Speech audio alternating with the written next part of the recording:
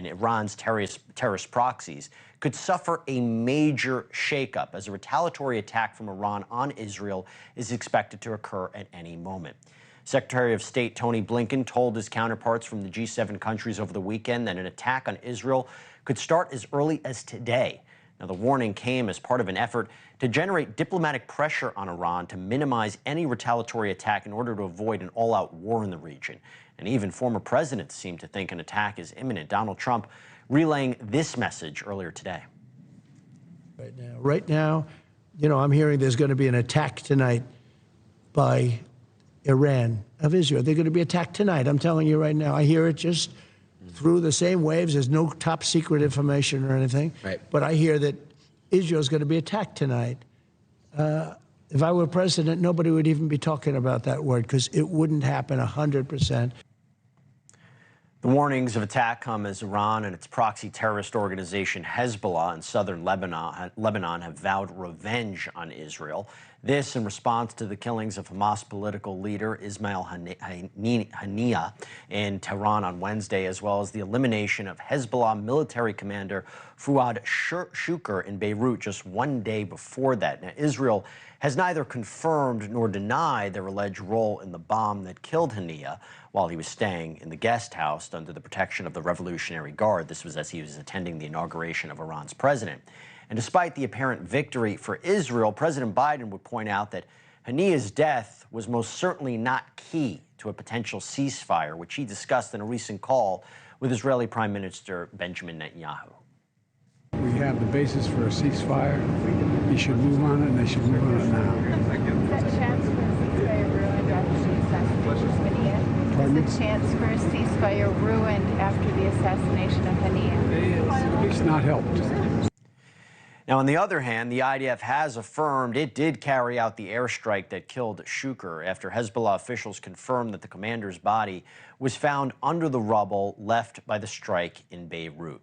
Joining us now is Lieutenant General Richard Newton, retired U.S. Air Force Assistant Vice Chief of Staff and NewsNation Senior National Security Contributor. Thank you so much for coming on. So what can we expect in the next 24 to 48 hours?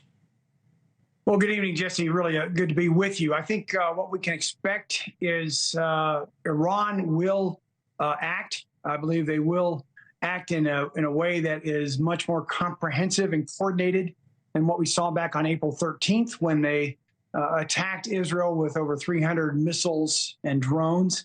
I believe it also, with regard to the coordinated aspect of the attack, it won't be just singularly from Iran. I expect it to be from one or two other proxies, specifically Hezbollah to the north, Jesse, and perhaps even Hezbollah, who've been attacking Iran with missiles and rockets and so forth, perhaps deeper into Israel. I would also expect perhaps the Houthis in North Yemen, who are controlling a large part of the Red Sea, to also join in on the attack as well. So we can anticipate a much more comprehensive, more coordinated attack than we saw on the 13th of April.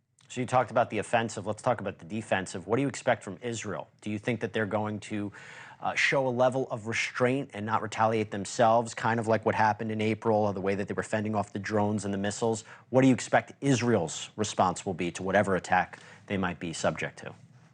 Well, first and foremost, their number one priority is to defend the Israeli people.